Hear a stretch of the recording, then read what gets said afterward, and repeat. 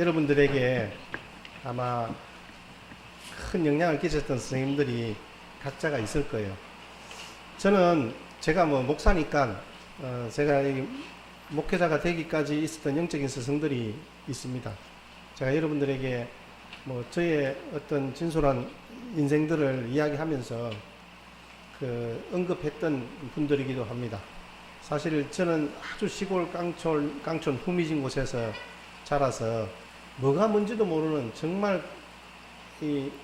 그냥 촌놈 중에 촌놈이었는데 저에게 성경을 가르쳐주고 그리고 제가 어떻게 살아가야에 대한 기본적인 윤리적인 어떤 마음과 마인드들을 가르쳐 주었던 시골교회 장로님이 계십니다. 그 장로님이 저에게 그 모든 것들을 다 가르쳐 주셨어요. 제가 알고 있는 대부분의 성경 지식은 그분이 가르쳐 주신 거예요. 제가 신학을 하면서 배운 게 아니라 사실은 이미 그분이 가르쳐 주신 것을 저는 좀 정리만 했을 뿐이에요. 참 그런 거 보면 어릴 때 교육이 너무너무 중요해요. 하나님께서 들려주었던 그 말씀 한 절 한 절이 우리를 극단적인 상황으로 몰아가지 않거든요. 그 말씀이 우리를 막아주고 때로는 우리에게 길을 제시해주고 끌어주기도 하고 밀어주기도 하는 거예요. 이게 바로 말씀의 능력이에요. 그리고 제가 목회를 하면서 목회자가 어떻게 서야 하는지 이런저런 상황 속에서 어떻게 그 상황들을 헤쳐나가야 되는지에 대한 부분들을 실제적으로 가르쳐 주었던 또 목회적 스승도 있습니다. 지금까지도 잘 관계를 유지하면서 함께 배우고 있습니다.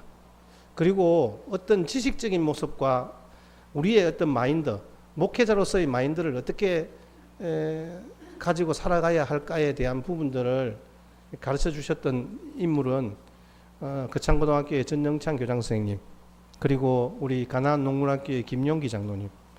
사실 이분들의 큰 이렇게 강의하시는, 그리고 그들이 말씀하시는 그 테두리를 벗어나지를 않아요. 제가 사실은 한 40년 가까이 계속 강의를 들어오고 목회적인 어떤 소양들을 제가 배우고 있잖아요. 근데 그분들이 가르쳐 주고 저에게 말씀하셨던 것에서 벗어나지를 않습니다. 저에게 그런 영적인 스승들이 계셔서 저는 너무 감사하고 또 그분들을 통해서 제가 조금씩 성장하는 것 같아요. 그런데 그분들의 면면을 보면서 말입니다. 제가 꼭 느낀 게 있는데 그게 바로 뭐냐 하면 이분들이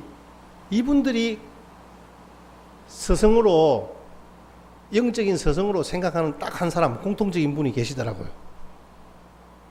그분은 바로 예수님이에요. 그 예수님이 그들의 스승 되시는 거예요. 맞구나. 나도 그 사람이 아니라 그 사람 이면에 있는 그 사람들을 지금의 상황으로 세워주시고 인도해 주신 바로 그분이 바로 우리 예수님이다. 그럼 예수님은 이 세상에서 가장 좋은 스승이 되시는 거잖아요. 오늘 그 가장 좋은 스승님이 우리에게 뭐라고 말씀하시는지 보면서 우리도 함께 좋은 스승이 되면 좋겠고, 또 그런 좋은 스승 되기 위하여서 고군분투하시는 현장에 계시는 선생님들과 모든 리더들에게도 위로가 되는 그런 시간들이 되었으면 좋겠습니다. 오늘 말씀을 우리 같이 한 번 더 보시겠습니다. 같이 함께 읽겠습니다. 시작.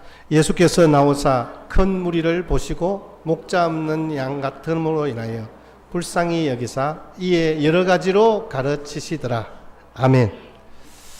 지금 상황이 예수님이 보실 때 어떤 상황이냐 하면요, 이런 상황이에요. 사람들이 지금 몰려왔어요. 근데 몰려왔는데 그 몰려온 배경이 어떻게 되었냐 하면 6장을 시작할 때 예수님이 제자들에게 2사람씩 짝을 지어서 전도를 보냈어요. 각 마을로. 여러분 한 8시간 10시간 정도를 걸어 다니면서 전도한다고 한번 생각해 보세요. 굉장히 피곤하고 지칠 거예요. 그런데 그 제자들이 돌아와서 이제 예수님과 함께 보고 시간을 갖는 거예요. 이 마을에 가니까 이렇고 저 마을에 가니까 저렇다. 그러면서 이런저런 상황이 있었는데 예수님이 이 땅에서 오신 선생님이고 구주이시고 선지자라고 하더라. 이런 이야기들을 쭉 한 거예요. 그런 이야기를 하고 예수님 저 힘들어요. 너무너무 피곤해요. 배고파요. 제자들이 이야기하니까 아 그래 그렇지. 그러면서 우리 같이 한적한 곳에 가서 좀 쉬자. 그래서 제자들을 데리고 배를 타고 한쪽 후미진 곳에 가서 쉬려고 간 거예요. 갔는데 가보니까 사람들을 피해서 갔는데 거기에 사람이 빽빽하게 앉아 있는 거예요. 이 상황을 지금 어떻게 해요? 제자들이 인상이 확 써지는 거예요. 아니 우리가 피곤해서 좀 쉬려고 왔는데 이 사람들이 지금 뭐 하는 짓이야? 이런 생각이 들어요. 근데 여러분 우리의 위대한 스승 되신 예수님은요, 그 모습을 보니까 이야 정말 목자 없는 양같이 어디로 가야 할지 몰라서 마음이 피폐하고 외로워서 저들이 이곳까지 찾아왔구나. 우리가 어디로 가는지 이야기도 하지 않았는데 어디로 가야 하는지도 어디로 가는지도 모르는데 각 마을에서 막 사람들이 뛰쳐나와서 예수님이 가야 하는 곳에 어디 있다더라 그것까지 쫓아서 거기 앉아 있는 거예요. 그 상황이 지금 되니까 예수님이 볼 때는 이 앉아 있는 무리들이 목자 없는 양같이 보이는 거예요. 여러분 목자 없는 양은 어떤 모습이에요? 목자 없는 양은요 가장 불쌍한 존재예요. 배가 고프죠. 힘들죠. 어디로 가야 할지도 모르고 그 자리에서 맹맹맹맹 도는 거예요. 여러분 아시잖아요. 양은 1m 앞을 못 봐요. 먹어야 할 것도 마셔야 할 것도 없는 거예요. 아 이들이 참 힘들고 지쳤구나.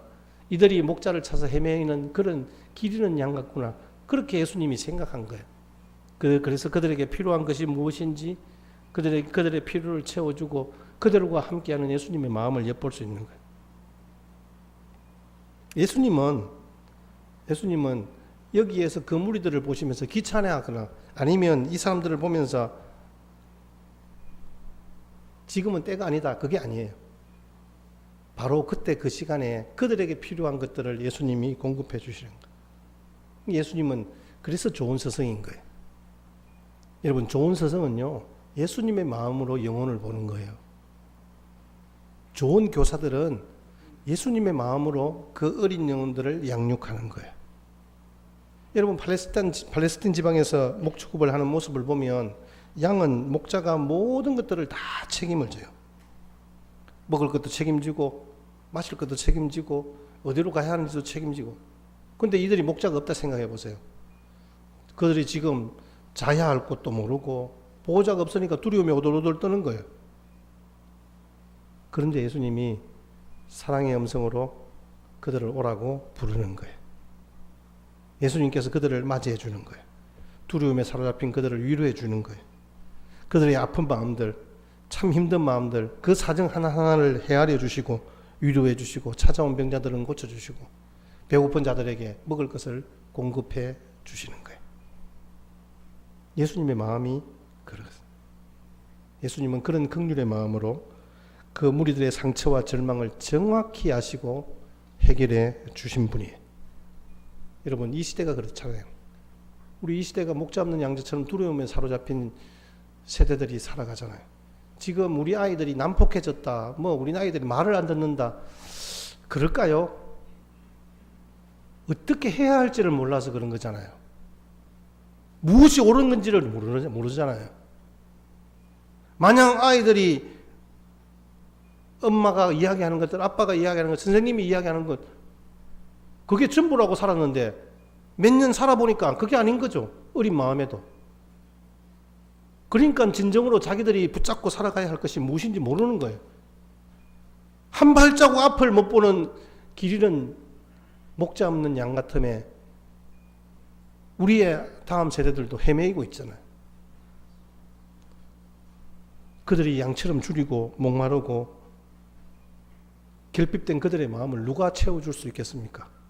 누가 만져줄 수 있겠습니까? 목자 없는 양처럼 어디로 가야 할지 몰라서 혼돈스러운 그들의 마음을 우리가 보고 찾아올 때 짜증내거나 귀찮아하거나 힘들어 하지 않으신 예수님처럼 우리들도 동일하게 불쌍히 여기는 마음이 있었으면 좋겠어요. 적당히 섬기신 것이 아니잖아요. 그들을 위해서 가장 좋은 것으로 채워주시는 주님의 모습을 볼 수 있잖아요. 최고의 것을 주셨어요. 그들을 다 맞아주셨어요.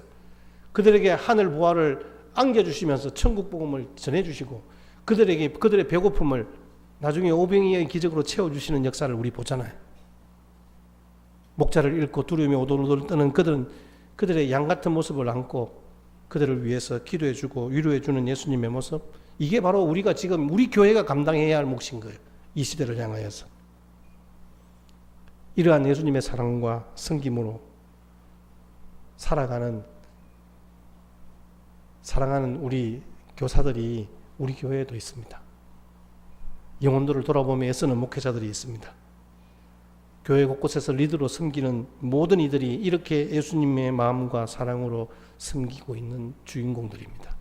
여러분, 우리가 함께 그 일들을 위해서 어떻게 해야 하겠습니까? 우리가 할 수 있는 일은 그들을 위해서 중보하는 것입니다.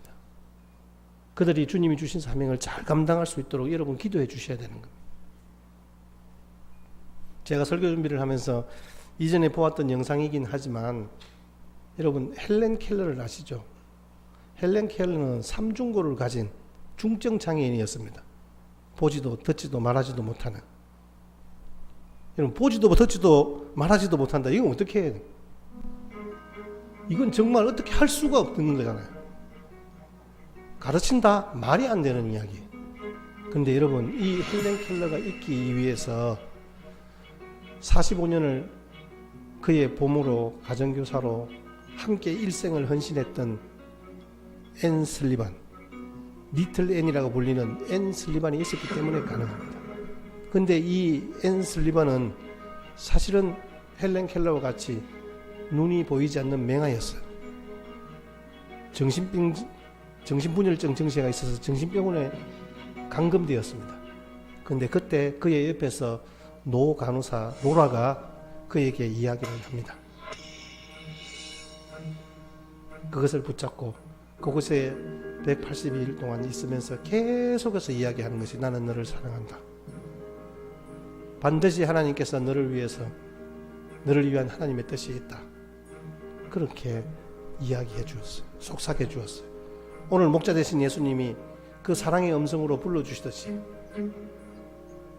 이 앤 슬리반을 그렇게 케어하고 돌봐줬어요. 기한 수술을 한 병원에서 기한 수술 그 프로젝트에 참여해서 다시 시력을 회복하고 나와 똑같은 아이를 찾아서 그의 교사가 되기로 작정합니다. 나이 21살밖에 되지 않았어요. 찾아보니까 너무 황당한 거죠. 눈도 안 보여요. 귀도 안 들려요. 말도 못해요. 가정에 가정교사로 들어갑니다. 근데 실제로 기적이 일어났잖아요.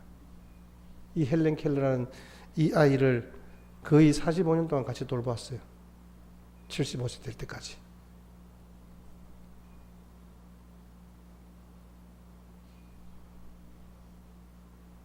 헬렌 켈러가 마지막에 기자들이 묻는 질문에 뭐라고 대답한지 아세요?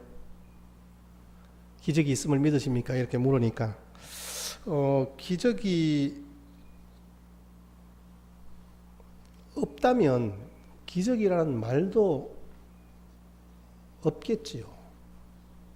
그렇게 대답을 했어요. 여러분, 기적이 없다면 기적이라는 말도 없잖아요. 실제로 그렇잖아요. 누군가에게 기적을 안겨주지는 못하더라도 우리가 우리의 아이들에게 따뜻한 위로의 말 한마디라도 할 수 있는 그게 바로 기적이지 않아요? 그래서 그 아이가 그런 좋은 영향력으로 다시 한 번 더 살아갈 수 있다면 그것보다 더 좋은 것이 어디에 있단 말입니까? 여러분, 헬렌 켈러가 위인이라 그럽니다. 여러분, 우리 아이들 위인전에 헬렌 켈러가 꼭 등장합니다. 유명하죠. 하버드대 나왔고요. 수석 졸업했습니다. 사람들에게 많은 영향을 미쳤어요. 그가 위대한 역사 족적을 남긴 위대한 인물, 위인, 즉 거인이겠습니까? 그가 역사적 거인이겠습니까? 저는 그것보다는 오히려 뒤에서 그를 양육하고 도와주고 그들의 영적인 필요를 채워주었던, 저는 앤 슬리반이 진정한 거인이라고 생각해요. 지금도 동일하게 그 앤 슬리반처럼 역사의 한 켠 한 페이지를 장식하는 거인들의 발자국이 오늘 여기에 있다고 생각해요. 그들의 분명한 거인의 발자국을 생각하는 날이었으면 좋겠습니다. 목자 이런 양 같은 무리들을 깊이 이해하시고 그들의 필요를 함께 공감해 주셨던 예수님처럼 지금도 우리 선생님들은 아이들의 그 어려운 마음과 코로나라는 특수한 상황 속에서 눈물을 흘리며 기도하고 있습니다. 장로님이 아까 기도하셨던 것처럼 집집마다 방문하고 손 놓고 있을 신앙의 끈들을 쥐어쥐고 있습니다. 여러분, 이건 교사들만 하기에는 역부족입니다. 우리 교회가 함께 중보하며 기도해 주셔야 됩니다. 여러분, 우리 다음 세대가 없으면 우리의 미래도 없습니다. 우리의 다음 세대를 이렇게 세우기 위해서 고군분투하는 우리 교회 학교 선생님들을 기억하며 그들의 슬픈 눈물이 아니라 함께 기뻐하는, 그래서 함께 그들을 보면서 눈물을 흘리는 그 아름다운 추억들이 우리 가운데 같이 있었으면 좋겠습니다. 예수님은요, 절대로 현상의 필요만 채우시는 분이 아니잖아요. 여러 가지로 가르치셨다 그래요. 여러 가지로. 그 여러 가지로 가르치셨단 말은 예수님이 가지고 있는 마음과 생각을 가지고 그들에게 그 탁월한 능력으로 가르치셨단 말씀이에요. 자, 다시 한 번 더 34절 말씀을 같이 보십시다. 34절 다 같이 읽겠습니다. 시작.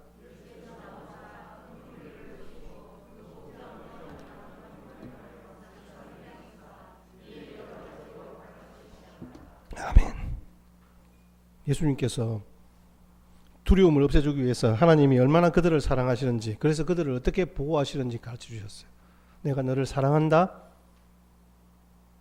내가 너를 나의 양으로 생각하고 나는 선한 목자다. 너희를 위하여 목숨을 버릴 수 있다. 가르쳐 주셨어요. 두려워하지 마라. 강하고 담대하라. 주님이 계속 말씀해 주시는 거잖아요. 여러분, 하늘에 나는 새가 어떻게 살아가는지 예수님이 가르쳐 주셨잖아요. 공중 나는 새를 보라. 그가 길쌈수고하지 않아도 하나님이 입히시고 재우시잖아요.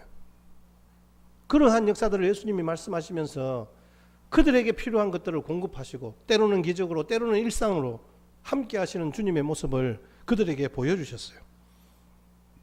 그리고 궁극적으로 무리들이 앉아있고 하늘 복음을 전하는데 시간 가는 줄 모르는 거예요.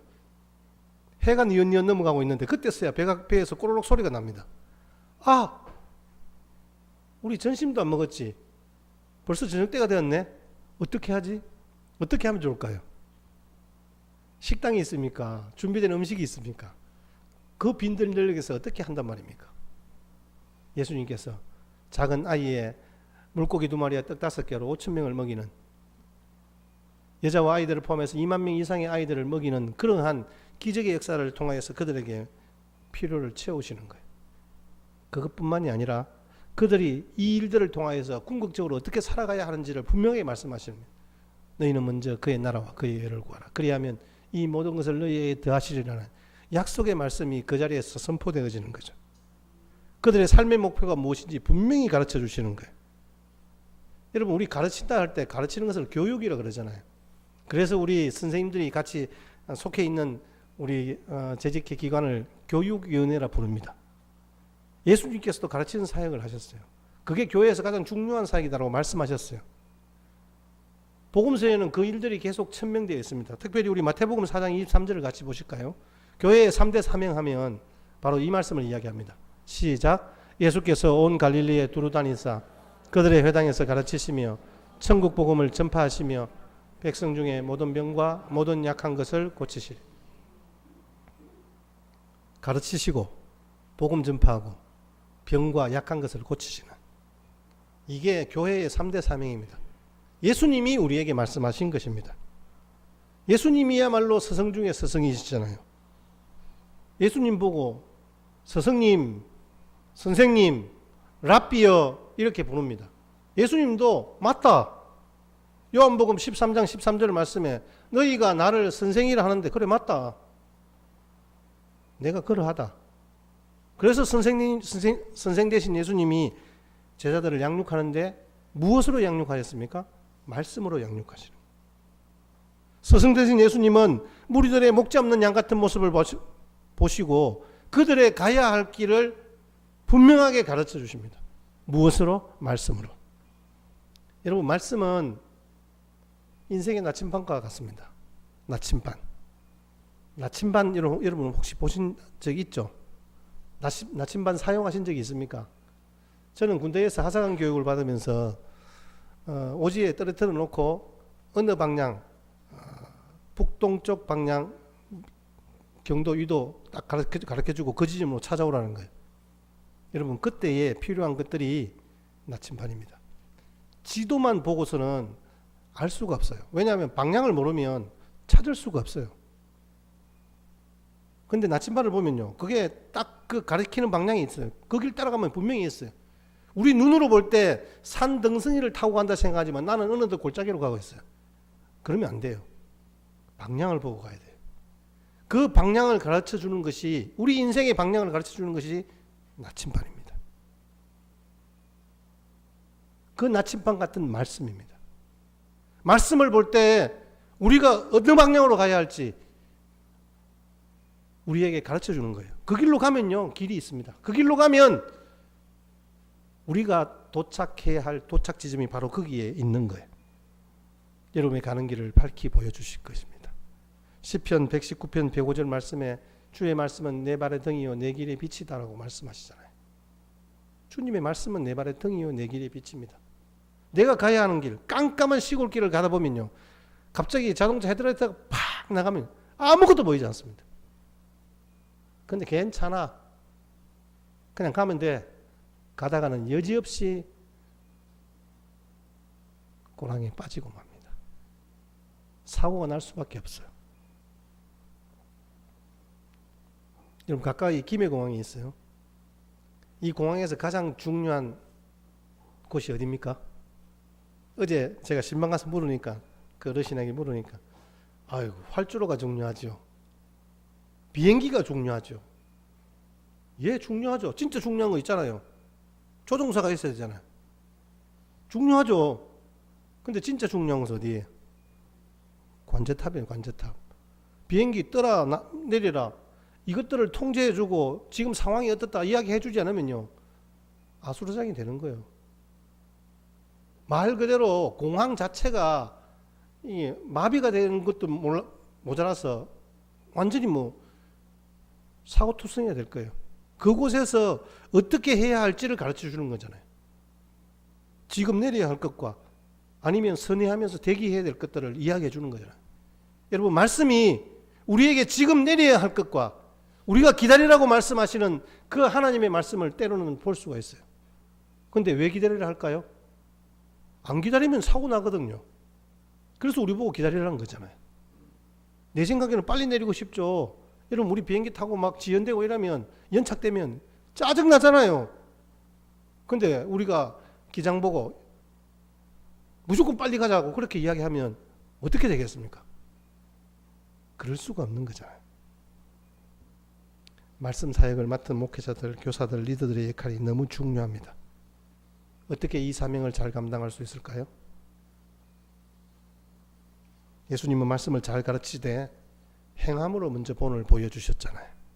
말씀 교육은 말입니다, 우리가 말하는 것처럼 말씀이니까 말로 때우는 거다, 이게 아니고, 내가 책에서 배운 지식 교육을 전달하는 게 아니고, 예수님이 말씀하셨다는 것은 그 말씀과 함께 실제로 본을 보여주신 거잖아요. 예수님의 삶 자체가 유일한 교과서입니다.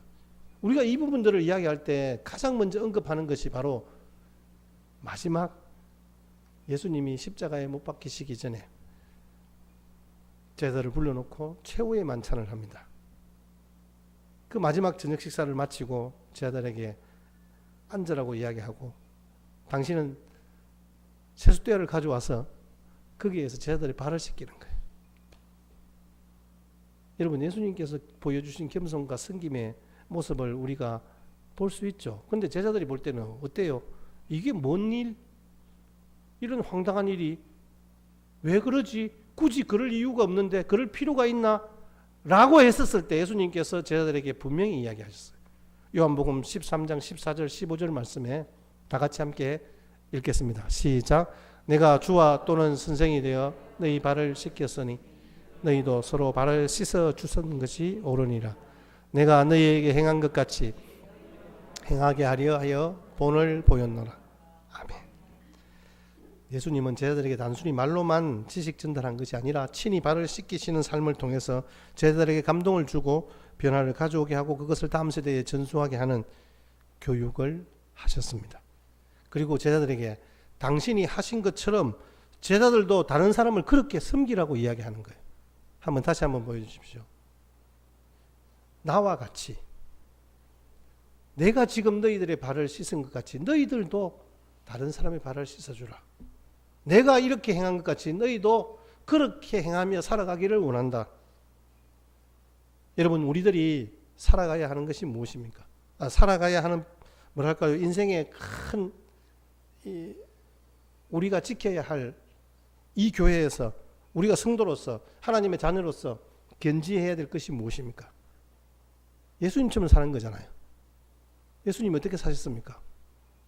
제자들의 발을 씻기셨잖아요. 예수님은요, 이렇게 해라 저렇게 해라 말로 한 것이 아니라 나를 따르라 나를 본받으라 말씀하셨어요. 그러면서 친히 보여주셨어요. 교사는, 스승은 말입니다, 단지 강단에서 잘 포장된 지식 보따리를 풀어서 장사하는 고급 기술자들이 아닙니다.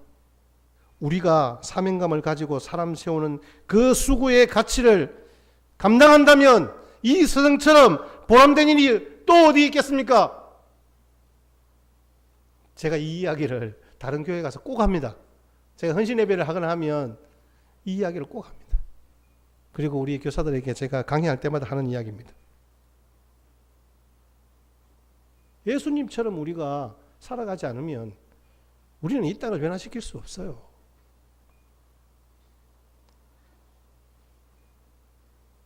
스승의 자리는요, 외롭고 힘든 자리입니다. 틀림없습니다. 하지만 그 수고에는 값진 열매가 따라올 것입니다.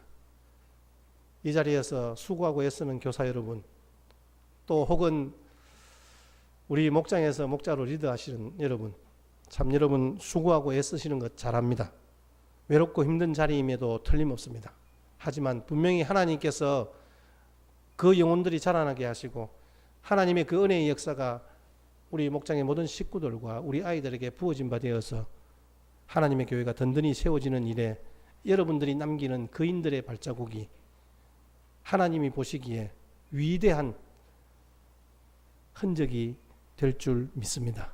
여러분, 힘내시고 외롭고 힘들지만 함께하는 자리에 그 사명으로 잘 감당하시는 은혜가 있게 되기를 주의 이름으로 축복합니다. 자, 그러면 여러분, 우리는 어떻게 해야 될까요? 갈라디아서 6장 6절 말씀이 이렇게 이야기합니다.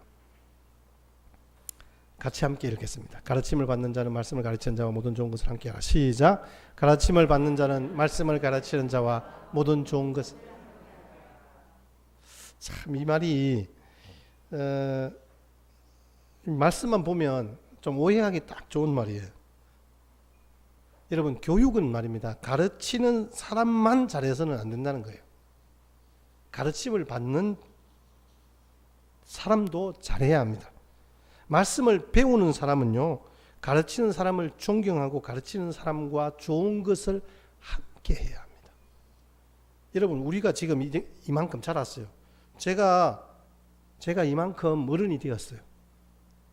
근데 모든 상황들이 저절로 되었다라고 우리는 보통 생각하잖아요. 내가 준비하고 내가 배우고 내가 애써서 내가 이 자리까지 왔다라고 생각하잖아요. 근데 여러분, 솔직하게 한번 생각해 보십시오. 나를 이 자리까지 있게 한 우리의 위대한 스승 되신 우리 부모님, 나를 가르쳐줬던 선생님들, 그들의 도움이 없었다면 제가 이 자리에 있었겠습니까?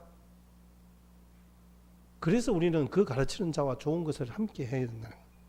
좋은 것을 함께 한다는 것은 참 깊은 의미가 있습니다. 단순히 그들의 필요를 공급한다, 그들이 먹을 것을 준다.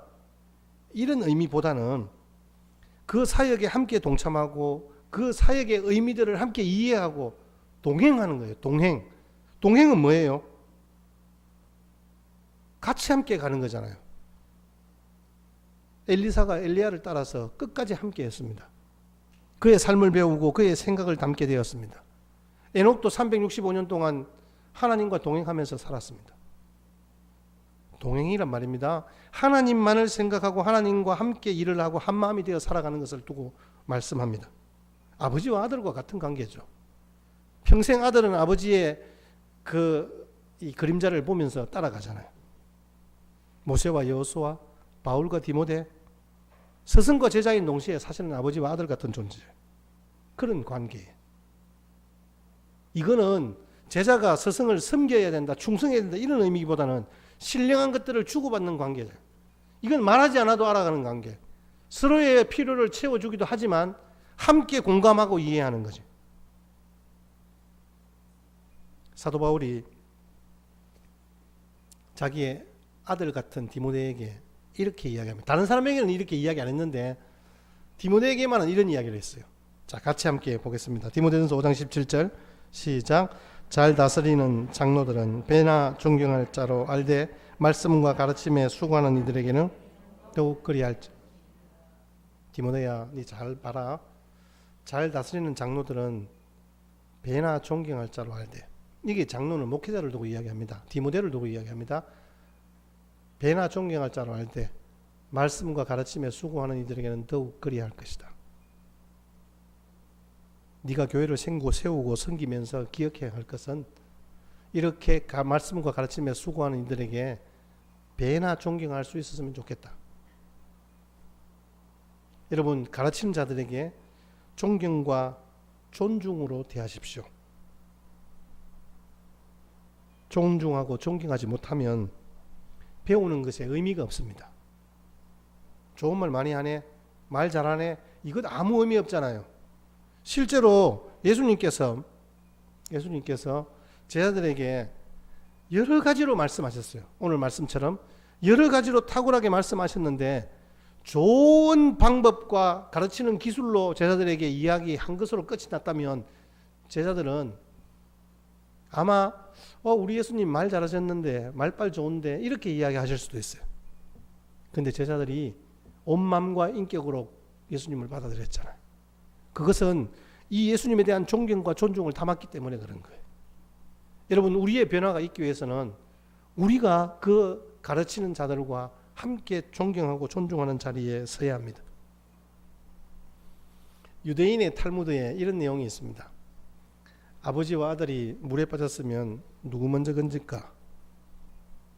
노아야, 아버지가 물에 빠지면 아버지 수영 잘 못하거든. 수영장에서 수영 잘하는데 생존 수영을 잘 못해. 누구를 먼저 건질래? 선생님이 빠졌고 내가 빠졌고 아빠가 빠졌으면 아빠가 당연히 아빠를 건지겠죠. 여러분, 그걸 말이라고 합니까? 그걸 뭐 아들이 돼가지고 선생님 먼저 건지겠다, 목사님 먼저 건지겠다, 말도 안 되는 이야기죠. 근데 탈무드의 대답은 어땠어요? 선생님 먼저, 랍비 먼저 건져라, 이렇게 이야기합니다. 왜 그럴까요? 아버지는 한 사람, 아들에게 영향을 주고 배움을 주는 사람이지만 랍비는 많은 사람들에게 영향을 주는 사람이기 때문에 그분을 건져야 된다, 이렇게 이야기를 하는 거예요. 그만큼 스승에 대한 존경과 존중을 담았다, 이 말씀입니다. 우리 교회 안에서 교육을 담당한 분들을 여러분 존중하고 존경해야 합니다. 여러분, 교회 리더들에게 존경하는 마음을 갖고 있습니까? 목회자들에 대해서 존경하는 마음을 가지고 계십니까? 자녀들의 신앙교육을 맡고 있는 교사들에게 존경하는 마음, 존중하는 마음을 가지고 계십니까? 여러분, 우리 그 유교의 군사부일체라는 말이 있잖아요. 군사부일체.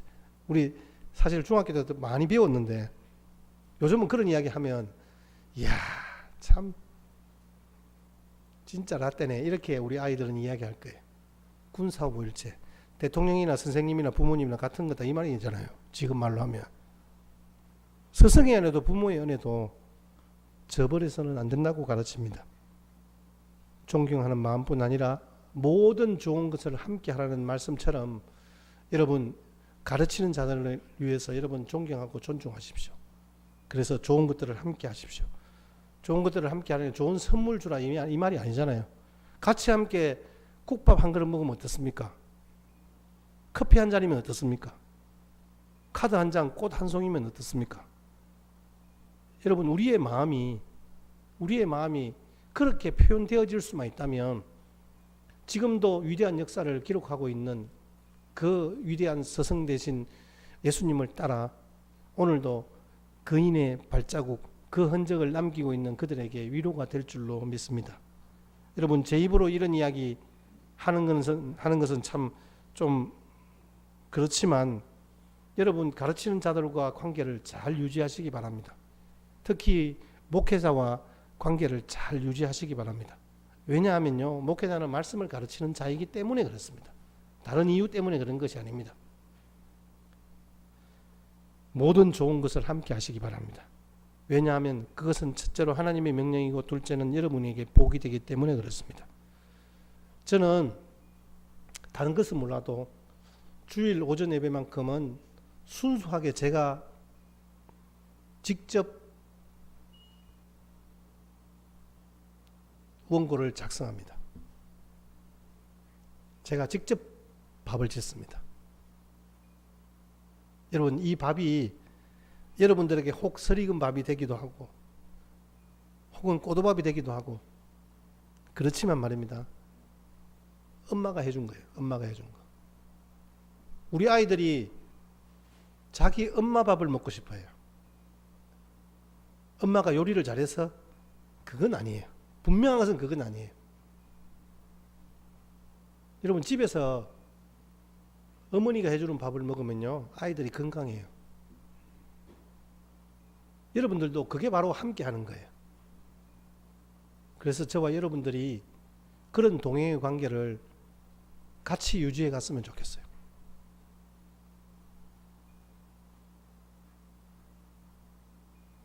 한국교회는 우리 성도님들이 목회자들에게 대해서 지나치게 잘하는 부분이 있죠.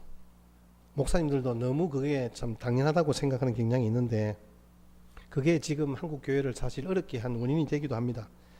그러나 그렇게까지는 하지 않으셔도 여러분 오늘 말씀을 그대로 받아들이시기 바랍니다. 좋은 것을 함께 하십시오.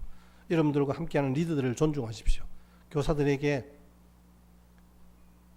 예수님의 마음을 전달하는 우리 다음 세대에게 예수님의 마음을 전달하는 이들이기 때문에 충분한 존중과 존경으로 대하십시오. 그래서 여러분 좋은 것이 있으면 함께 나누면 좋겠습니다. 아울러 여러분들의 마음을 그렇게 나누게 될 때 하늘의 복과 은혜가 저와 여러분들의 생애 걸음 가운데 함께 하실 줄 믿습니다.